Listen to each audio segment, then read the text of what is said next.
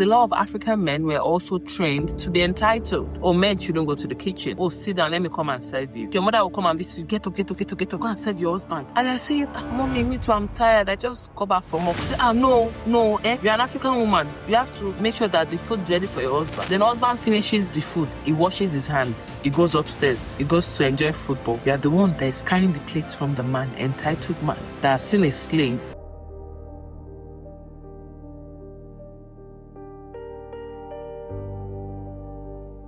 The African daughter and the training that she has been given.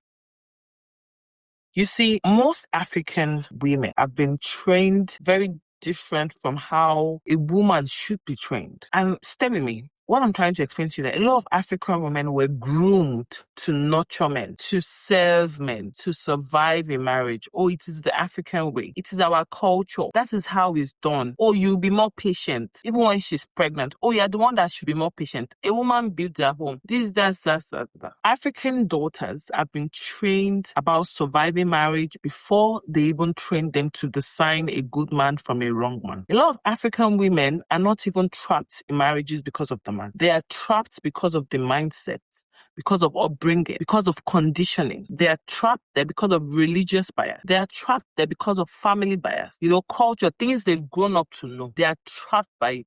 We don't divorce in our family. Is it a taboo in your family? Who told you they don't divorce in your family? You will not be the first and you will not be the last. There are still more generations to come. If you find yourself in a bad situation and you've made a mistake and you find yourself with an abusive person, you need to leave so that you can fulfill purpose with your life. Oh, they don't do this in my family. Who said they don't do it in your family? Hey, you be the trendsetter then. Are you going to die there because they said they don't do it in your family? So a lot of African daughters have been groomed and trained to serve men. And it goes both ways because a lot of African men were also trained to be entitled. Oh, men shouldn't go to the kitchen. Oh, sit down, let me come and serve you.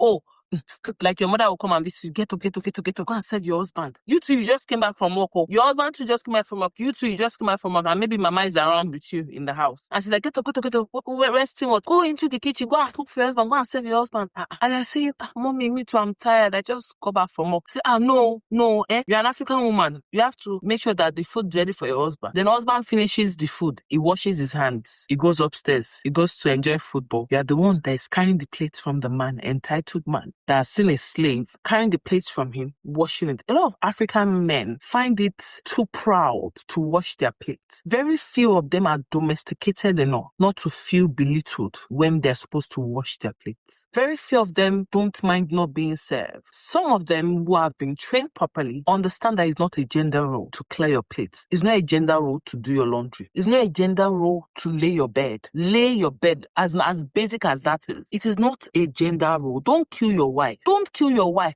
You want her to be the one to lay the bed, to sweep the house, to wash the bathroom, take care of the children, to cook the food, and yet you still expect her to contribute 50-50, or even if it's 70-30. My point is that she's doing all these things day in, day out. You are wearing out. If you support her, both of you can live longer, can live better, can have a happier marriage. So you see, a lot of these issues with divorce and trust, it also has to do with the grooming a lot of African women have been given. I remember when I didn't want to go ahead with my marriage, I said, I've seen this. I'm so afraid. This man can be like this. It seems like this. You know what I was told? That is how we have. Your children will be your joy. That is how African men are. There's no any other one you find. That's how they all are. Your children will be your joy. You see, there's no problem with your children being your joy. But your children can be your joy and you can also have joy. You cannot say you won't have joy and your children will be your joy. And eventually you resent them for staying because of them. Because you would have too much expectation of those children that had no business in your union or in the decisions you made about your union. You will have too much expectations of them to save you from that situation you refuse to save yourself. And it's so unfair that a lot of mothers place that survival need on the children because they are too afraid to make that decision. So they wait till old age when the children are older so that the children can fight for them. It's unfair after those children have now been exposed to domestic abuse.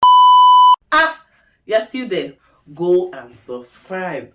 Let us help more women come out of domestic abuse. And let's help more men understand how to love a woman. Yes, go and subscribe. Share my post. Subscribe and join the family because we're not just healing, we're thriving, we're growing, we're making money, we're building a better society, and above all, we're creating better spaces and society for our children. You're not part of my village people. Abi, they sent you to me. Tell them that you did not see me. Yeah, go and subscribe. After they've now been exposed to trauma themselves. Now you've raised another generation of traumatic people. Now you want them to come and save you.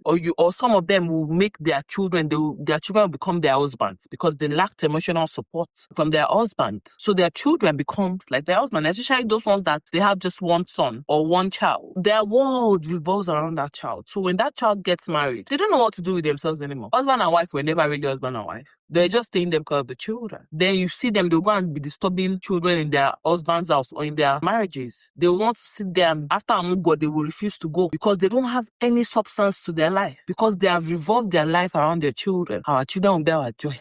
You notice how African men are. I always hear it. Even my grand auntie still told me one day, I was there, I was gisting about men that were, trying to date me. And I was trying to explain to her about how some men are impatient. Like, in fact, there was one guy that shouted at me. I didn't even talk to him again. Hello. So I was trying to explain to her the situation. And I was like, why will you be shouting like at me, down at me? Because of what? My grand auntie, she's elderly. She didn't understand that. You know what she said? She said, that's how they are, hello. Even your uncle here. Man, that got me. Because I know she was going through things and in my head I was thinking, oh my God, this woman, her purpose, everything she was supposed to do, she has not done it just because she was in a marriage. In fact, there was one day she said it out of regret that she has used all her life to take care of her husband and her children. And now all of them have moved on. Even the husband is still doing stuff.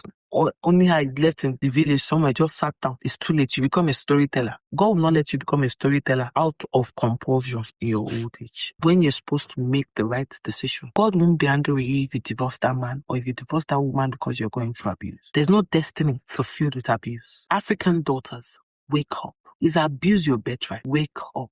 If they did you, stop doing yourself. You were trained to endure. They tell you strength is endurance. They tell you not to do C-section, that you have to go to labor even when you know you are not, you don't want to go through that natural birth. But because of what they will say, you go through it. They tell you that you have to sit in your husband's house, even though you know that this man is a chronic cheat. You stand the risk of STD, terminal one. You stay, they will catch it. Who are you to blame? Even though you know this guy can't control his temper. He's a wild lion when he gets angry. You stay. You keep traumatizing yourself, keep traumatizing the children. African daughters, wake up. Marriage is not the crown. You are the crown. You are the father's crown. God delights in you. God delights in you. Your marriage is just an institution. That's all it is. Chikena, you are the crown. You were taught survival before you were taught confidence.